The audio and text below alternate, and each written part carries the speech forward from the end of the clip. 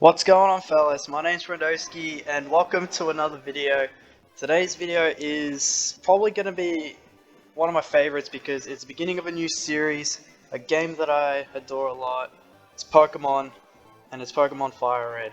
Now this game came out quite a long time ago. It is a game that I still enjoy playing a lot even when I go back into it. It is one of those games that I do have a lot of knowledge with. Um, I do know basically every Pokemon and what they do.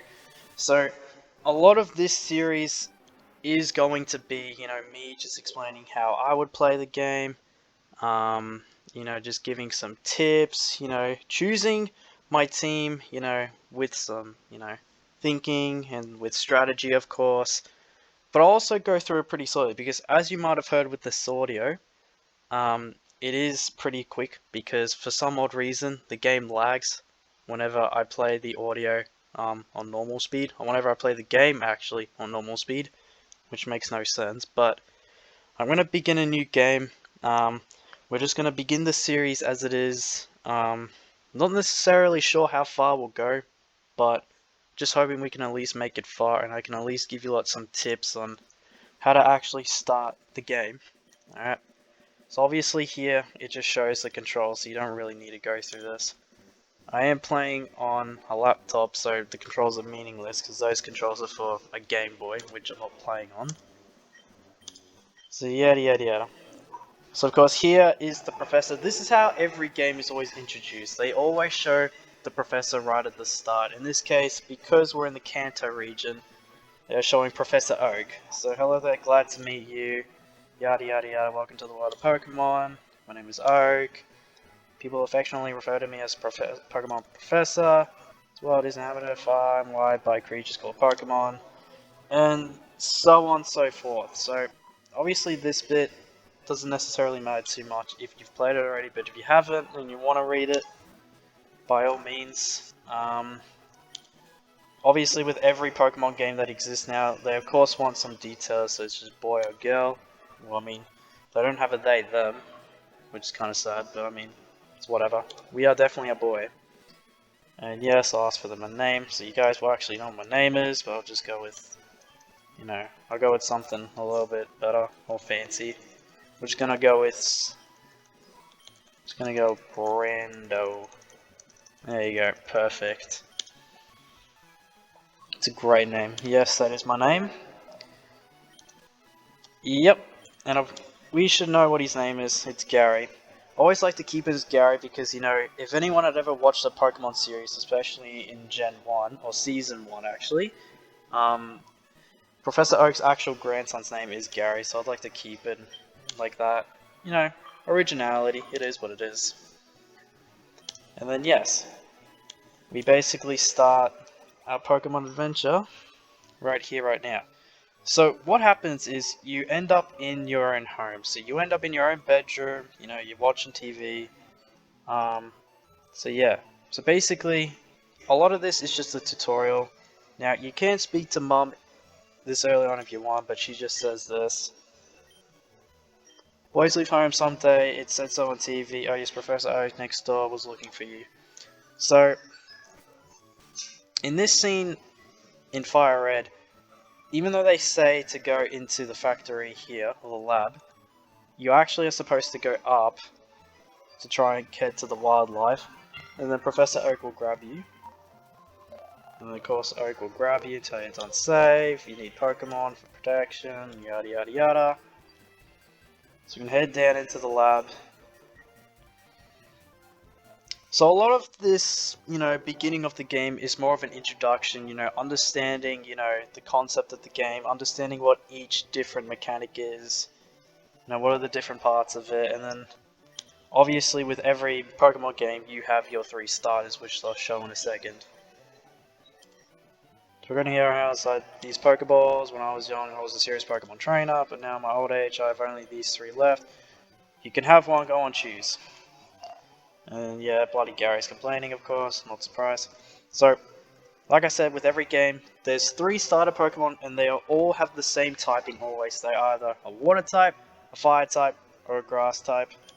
In this case, Bulbasaur is the Grass type starter, or in fact Grass Poison type, because I believe he's a dual type. But we ain't going to choose Bulbasaur just yet. Squirtle is the Water type. He's pretty good too. I mean, they're all pretty good. And this is Charmander. He's the Fire type, for obvious reasons. We're not going to pick him. So, in terms of strategy and how I'd like to play this game and how I'm going to plan everything out, I'm actually going to choose Squirtle as my starter. Purely, and you'll find out later, but I ain't going to spoil too much now. Purely because there is a lot to this game, so it is what it is. So we've picked the Pokemon as my starter, and of course it is optional to give your Pokemon a nickname. I never do, because I'm that type of person. Of course, Gary will always choose the Pokemon, or in this case your rival will always choose a Pokemon that has the advantage against you. So in this stage, you get to move around, and then as you try to leave, Gary will in fact battle you. So let's just hope that we win this, otherwise it's going to be pretty embarrassing, to be honest. I probably should have saved. Oh well, we got one take with this. So in this, of course, they will teach you, of course, how to battle. It is pretty simple, to be honest. But they'll just show you. The Pokemon Go when trainers pit their Pokemon against each other. Of course, as Bulbasaur's name's highlighted, the trainer that makes the other trainer's Pokemon faint by lowering their HP to 0 wins. But rather than talking about it, you'll learn more from experience. Try battling, see it for yourself. So, there are a couple of options here. You can, of course, fight. There is, of course, using your bag to go into your inventory. You can either catch it, use key items, which isn't really important, or items like potions. And you can, of course, swap Pokemon, but in this case, we only have one. And yes, as Oak says, this is a list of your Pokemon. And what you can do with this is you can actually click on them, you can click on the summary.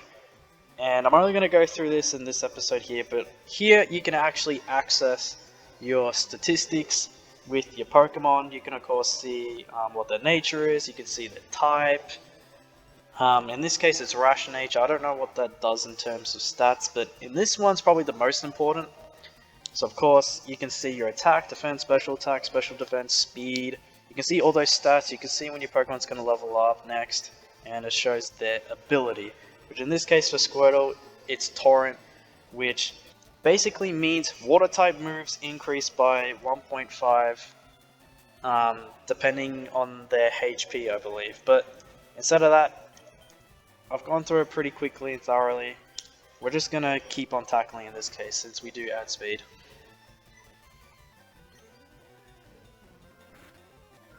Hopefully we can get a critical. I don't know. In this case there is just a lot of tackles. Oh, it's a speed tie. That's interesting. Oh, we defeated the Bulbasaur. We take the dub. And yes, as you win battles with your Pokemon at least alive still, you earn EXP. Which is what exactly happened, and your Pokemon will level up and gain more stats, as you can see in the bottom right of the screen.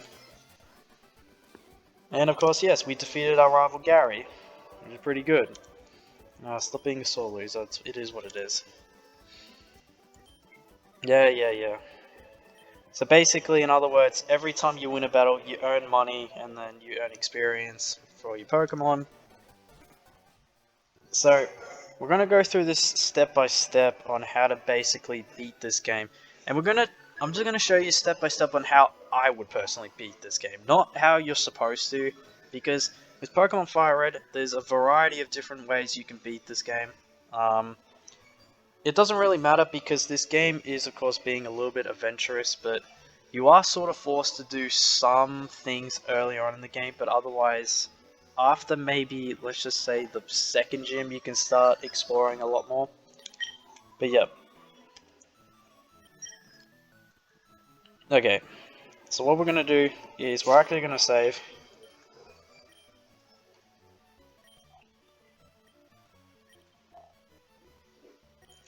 And yes, we are going to override the other file because that was a test just before. Alright, so in this bit here, we are of course going to head into the next town. So we got to head up north Now if we do encounter Pokemon, that is okay. There's nothing wrong with that. We will battle just a few Pokemon just so that we can get a little bit of EXP just to begin with. And let me just remind you, the higher level you are, or the more levels you gain, the more moves you will actually learn. So as you keep getting more experience and leveling up, you will learn a much more variety of moves. And my Squirtle missed a tackle, for God's sake. And we're getting outsped by a rat. I mean, I know we are a turtle, but it's whatever. And just as another thing to remind you as well, now in the Pokemon, when you can go into the summary, there is also, you can check your Pokemon's moveset. In this case, for Squirtle, it's just Tackle and Tail Whip. Tackle's an attacking move. Tail Whip is just, it doesn't really do it. It's not that special, honestly. But they do also show the type, which are both normal, which isn't really that useful, but it is only just the very beginning. You're not really going to encounter any Pokemon that's too difficult to deal with. Other than, like, a Shining maybe, because then you probably try to catch it. But otherwise, you're just going to be dealing right at the start of the game with Pidgeys and Rattatas, which are pretty useless, but Pidgey is not so useless purely because Pidgey's evolution is actually pretty useful later on in the game. But right now we are just going to battle quite a few times to get some EXP, get some levels, get higher stats, and because we got to level 7 we learned a new move which is Bubble. Now Bubble is a water type move, so with Pokemon there's a variety of different types and each type has their own weaknesses, what they're immune to, and what they're strong against. So right here we've got the Pokemon Center as well. This is another thing. So the Pokemon Center is mainly used for two things whenever you see a lot of people play. They either use it just to speak to Nurse Joy, which is what the nurse's name is, to heal your Pokemon, or you can just go to this PC right here and store your Pokemon away. But mainly I just like to heal my Pokemon all the time, keep them nice and healthy. It only takes about a few seconds just to get them nice and healthy. Look at that. So beforehand my Pokemon took damage, and now being at the Pokemon Center, he's all healed up. And what it also does mean is Pokemon moves as well, they have PPs. Yes, literally. Let me explain this. So if you look at a Pokemon's attack, let's just look at Squirtle's tackle. It says PP underneath it, which says 35 out of 35. What that basically means is it tells you how many times you can actually use that move before it runs out, basically. So you actually, none of these moves you can use is infinite. Now, the next step you're supposed to do in this town is you're actually supposed to go into the Pokemart just here, because the lady will come and talk to you. She, or he, I actually don't know, they'll give you Professor Oak's Parcel. And now what you're supposed to do is, usually a lot of people would explore this town, but we won't just yet. I'm going to head back down. I'll probably level my Pokemon just a little bit more, and yeah, we'll do that. And yes, we've made it back into our hometown. There is another little trick you can do this early on in the game. Now, because in your hometown there is no Pokemon Center, you can actually just speak to your mum here, and she will happily heal your Pokemon for you. It's a pretty easy method if there is no Pokemon Center. There will more than likely be people somewhere along the island, as you would say, to heal your Pokemon. But I did level up my Squirtle just to level 8. It's only just an additional level, but we weren't in that route for too long. So now we're supposed to be going back into the lab to deliver his parcel. You've been growing more attached to you. Must be talented as a Pokemon trainer. What's that? You have something for me? Yes, you deliver Oak's Parcel. And then of course Gary comes back, I'm not surprised. And then this is the final bit of, well, not really the final bit, but it's the last bit of what you get delivered to you. So yes, on that desk there is my invention, the Pokédex. No matter records data on Pokemon you've seen or caught. There's a high-tech encyclopedia. Brandon and Gary, take these with you. The Pokédex. You can't get detailed data on Pokemon just by seeing them. You must catch them to obtain completed data. So here are some tools for catching wild Pokemon. So in this stage, you get the Pokédex and a few Pokeballs to help you get started. Later on in this game, well, not really later on, but like pretty soon, you actually do get taught how to catch it. But because I have experience, I'll just show you myself, and I'll just, you know, probably skip the animation where they teach you. So this is basically just about where your true, let's just say, this is about where the true story mode begins. You know, there are still some things you need to go through, but I will demonstrate just for you lot. So what we're going to do now is, somewhere in this route, we're just going to go catch a Pidgey. Now, a Pidgey is pretty useful early game, like here. So we found a Pidgey. Now what we're going to try and do is we're going to attack the Pidgey first, but we're going to try and get it to pretty low health. Now you notice how the health bar is at green at the moment. We want to try and make that red. So in this case, Bubble gets it to orange, but at this lower level, it doesn't necessarily matter too much. So what we're going to do instead is, we're going to go into our items bag. We're going into Pokeballs. We've got 5 Pokeballs. We're going to use one because we do have an injured Pidgey. And it's as simple as that. Now, of course, when you catch a Pokemon, of course, its data gets added to the Pokédex, and you can do further research on it. Obviously, the height and weight does not really matter. It means nothing, honestly. Obviously, it has its little, you know, I don't know what you'd call the little writing underneath it. It's just some like additional stuff that I don't really care about. Nickname to Pidgey? No. Pidgey will just be there. So that's basically how to catch a Pokemon. Of course, when you go back through this route, you will end up having to be taught how to catch Pokemon. So what we're going to do in Viridian City is I'm going to show you where this animation happens. So you just speak to this dude right here, and we'll probably just skip the animation since I already just mentioned how to catch a Pokemon. Okay, so that's ended now. So in Viridian City, of course, there are a bunch of things you can see. Of course, there's a bunch of homes, but there is a gym here. Now, this gym is to be left because this gym, well, I'll actually go to it myself just for proof. If you try to go to this gym, it says the doors are locked. You cannot enter through that gym, ever, throughout most of the game until probably near the end. You can go exploring in all of these homes if you want. Now, if you noticed before, I went into the Pokemon. The Pokemon is actually here because you can actually buy certain items such as Pokeballs, which of course help with catching Pokemon. Potions, of course, heal your Pokemon.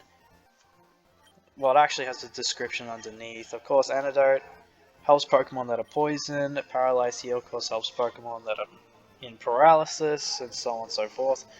The further into the game you progress, the more items you can purchase, but obviously you need to remember, you need to have a lot of money with you. So, of course, at the moment, we just only have a Squirtle and a Pidgey. They're both relatively important, but they're nothing too special. We are actually going to catch the second Pokemon in the team, so let's just head up north from Viridian City and head into Route 2. Now, just as a little another tip, these brown sort of like hills that you notice here, you can actually jump over them like this from one side, but you can't jump over them from the other side. That mechanic's there just so that, like, sometimes there might be grassy patches everywhere and you want to try and avoid it. Like, let's just go with this example here. There's a grassy patch here, you don't want to walk into it, so you just go around it and jump over that. That's basically it. So this is where the true story begins in terms of doing everything by yourself. So we're going to keep on heading north and actually head into Viridian Forest, which Viridian Forest is quite literally infested with bug-type Pokemon. We are actually going to firstly go left and then up north here, because there is a hidden item here. Well, pretty obvious. And as you can see, there is the Caterpie. Academy is a bug type Pokemon. We will just battle this really quick. Just get some EXP. It used a string shot annoyingly, but that's okay. We still outspeed because we're amazing. Bloody, okay. It's fine. It loves using string. How much string do you want to put on me? Jesus. I'm just a bloody innocent turtle. Well, my Squirtle is. Okay, so let's go. So as you might notice across the entire map, if you would say, there will be items or like these random Pokeballs that you will see on the ground. The majority of the time, they will be some random item inside of the Pokeball. So in this case, it's a Pokeball inside of a Pokeball.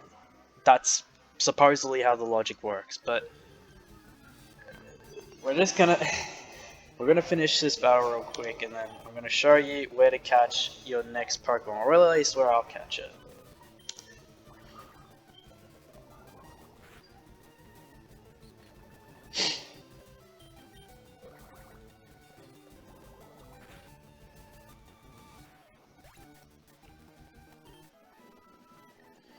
And yes, we get 37 EXP, and our Squabble levels up to level 9. We've got some more stats, max HP 29, attack 15, so on and so forth. You can see it there. So, the area where I catch my next Pokemon is somewhere around this area right here that I'm looking at. I'll tell you right now, the next Pokemon we are actually trying to encounter is a Pikachu. Pikachu will be the next Pokemon included in my team. He or she, whatever gender it is, doesn't necessarily have the biggest spawn rate in this grassy patch, but we'll just see. I'm not exactly sure in terms of percentages, but I'll let you know, and we'll head to when we actually catch a Pikachu.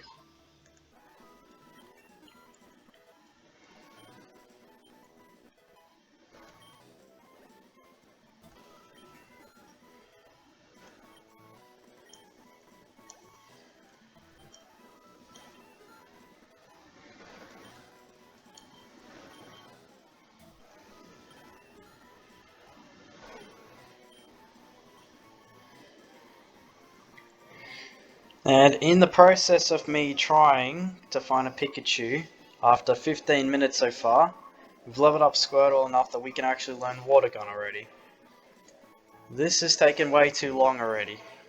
So in this case, yes, you will get an instant where you've already got 4 moves and you end up learning another move. You can't learn any more than 4 moves, you have to forget one. So in this case, we're just going to have a look at each of them. So the lower defense stat, raising its own defense stat. We're just going to get rid of, Tail Whip. Nothing too special. There we go. Nice and easy. So now we at least have another move. Let's just continue to finding this goddamn Pikachu, shall we?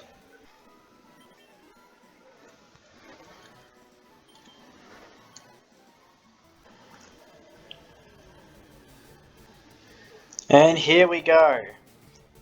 We finally managed to find a Pikachu after probably 20 minutes of waiting. Let's just hope that we do not accidentally kill this thing. We are in turret range at the moment. I'm not exactly sure what to do. I'm kind of too scared to fight, so I'm just gonna use Bubble and see.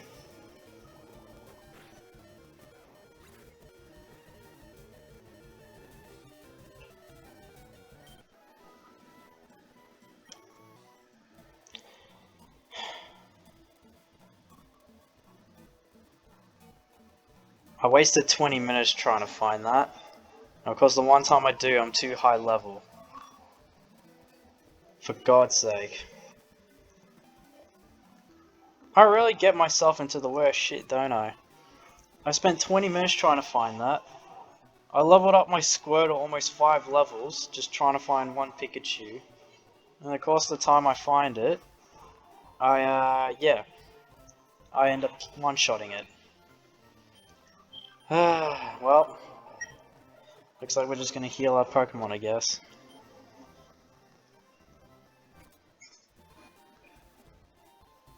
Well, guess we're gonna catch... We'll see if we can find it again.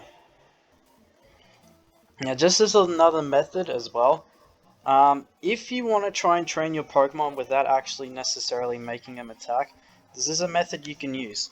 So, I'm going to try and level up my Pidgey just a bit. So what I'm going to do is I'm going to encounter a Pokemon, like just running around here, encounter a Pokemon. So we have a Weedle here.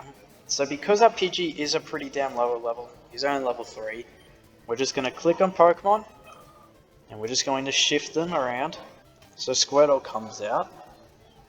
And now, although Squirtle's going to take the hits, it is fine, because we are a lot higher level. So we'll easily one-shot Pokemon. And what happens now is Pidgey ends up getting EXP, but we also get EXP. So technically, you get EXP for 2 Pokemon, you only just get half the amount for each. Or basically, the EXP gets split between how many Pokemon each battle an individual Pokemon, or opposing Pokemon in this case. So we're just going to use this, okay, well we just got, okay, so the way poison works is, as you can see now, you basically get, your health basically decreases every time around ends of turns. We've gotten poisoned, and we do not have an antidote to heal that, which is kind of shocking. I will check my bag real quick, but we don't. That's a bit of a shame. So, preferably with antidotes, what you want to do is you want to make sure you have antidotes with you, because otherwise this is just going to happen. Your screen's going to end up glitching out. That's your Pokemon taking damage of poison. So what I'm going to do instead is I'm going to actually buy just, I don't know, I'm just going to go buy just a couple of things in the mart. Let's just go buy, you know, let's go buy a potion. Let's go buy, we'll buy 3 antidotes. So an antidote, of course, is the potion you want to buy. Well, the healing item you want to purchase in order to heal your Pokemon from poisoning. And that's probably going to be neater throughout the entire game, because there will be several incidents where your Pokemon will be poisoned. So I definitely would, you know, I'll definitely keep that advice and say, definitely keep all those types of healing items with you at all times. But now we're just going to continue training like this until we end up finding another Pikachu. And we found another Pikachu. It is female, but who cares? Alright, we have a Pidgey here that knows Tackle. That's okay. Let's just hope. Alright. It knows Thunder Shock, which is super effective against us. I don't think we'll kill it. I'm just having a look now to see. I don't necessarily know. I'm gonna tackle it one more time, and it was exactly half. Ah! I've already spent too long trying to find a Pikachu, and I've just, oh god, okay. I guess I'll be right back again to frickin' find a third one, and try and not bloody kill it.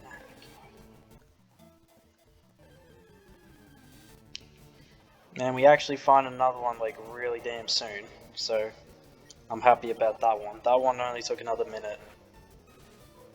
Okay, so that's a good thing. That's a really good thing, because static on a Pikachu, what that basically means for Pikachu's ability is, if another Pokemon uses a physical move on Pikachu, it will have the chance that it will paralyze the Pokemon that attacked physically. So, I don't really care that... Oh, we actually survived. So, I'm actually going to go into... not Pokemon. I'm actually going to go into our bag. We're going to use a Pokeball and just hope that we can actually catch this finally. And we do. That took way too long to catch a freaking Pikachu. But we have one finally. It is a female, but who cares? Alright. We're just gonna head to the Poke Center back in Viridian City, and yeah, we're just gonna have a look at it. So back at the Pokemon Center, we're going to heal our Pokemon.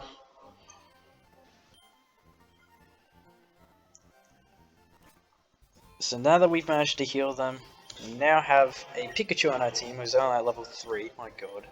My Squirtle's already a stupidly high level. So let's have a look at his stats. So a Pikachu is an electric type Pokemon. It has a hasty nature.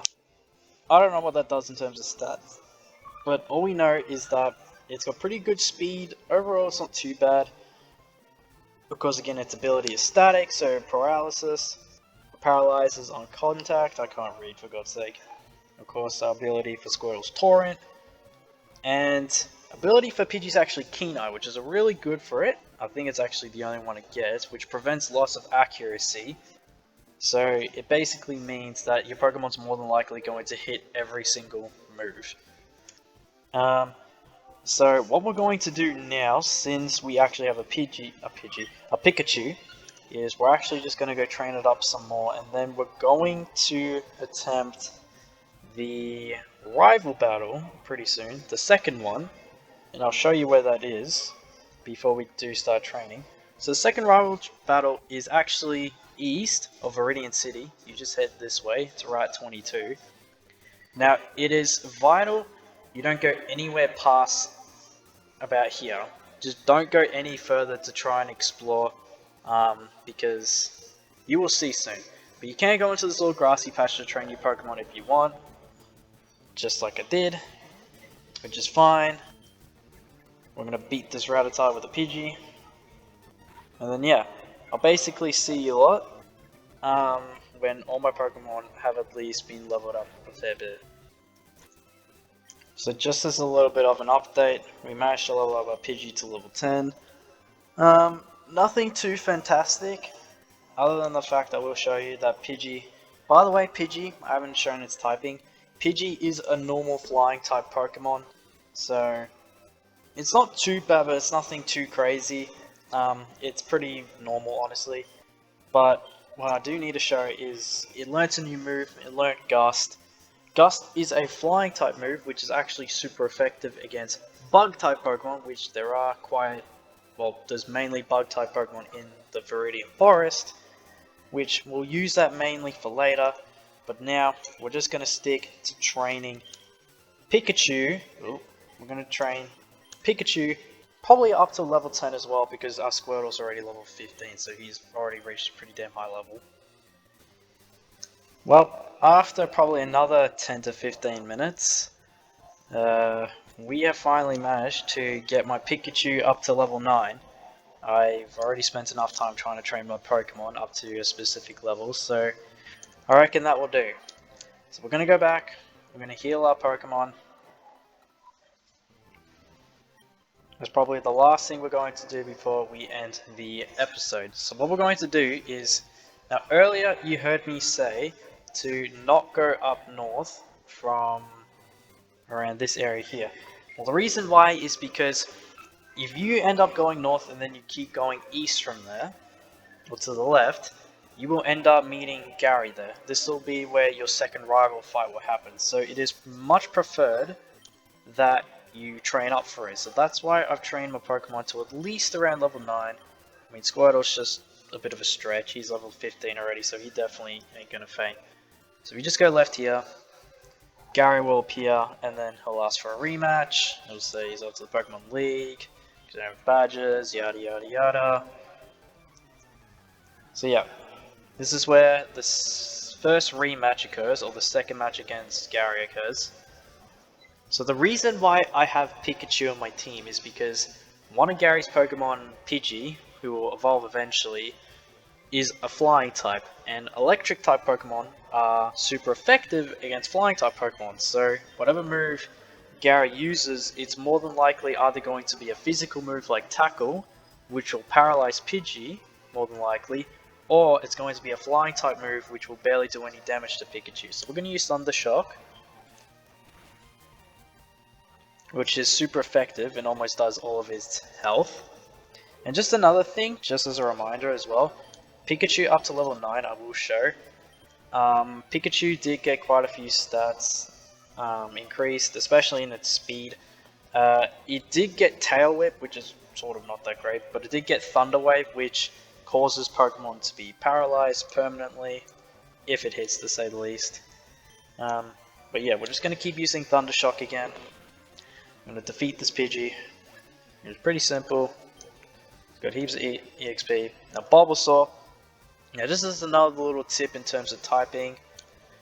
The reason why I also have Pidgey earlier on is because flying type Pokemon do well against two big types. So Bulbasaur is a grass type, and flying type is super effective against grass type and is super effective against bug type. Bulbasaur isn't a bug type, but when we go past Viridian Forest in another episode, you will see what I mean. So we're going to use Gust against Bulbasaur, and it's super effective and it just about one-shots him, but we're close. Or at least level him up to say the least. And look at that. 2 hits, flawless victory, no trouble whatsoever. Got Pidgey to level up, it's very nice. Defeated rival Gary once again. We didn't luck out, we're just so much better. Stop complaining. You know, just complain. Yada yada yada. So we're just gonna head to the Pokemon Center one more time, just to heal our Pokemon. You know, just do the simple things, you know. Always whenever you finish a battle, it's preferred just to heal your Pokemon. It's what I always do. It's a bit of a habit. You don't have to, but I just prefer it just so that you keep your Pokemon as healthy as possible for the longest periods of time. And on that note, let's look at our Pokemon one more time. So we've got a Pikachu at level 9, an electric type Pokemon with a hasty nature. It's got pretty good stats to begin with. It does have static as an ability, which is good. Squirtle, all-rounder, pretty good. Pretty defensive as I can see. Torrent as its ability. He's doing great. He's pretty damn close to leveling up. And Pidgey, again, sort of all-rounder. And Kenai, again, good ability.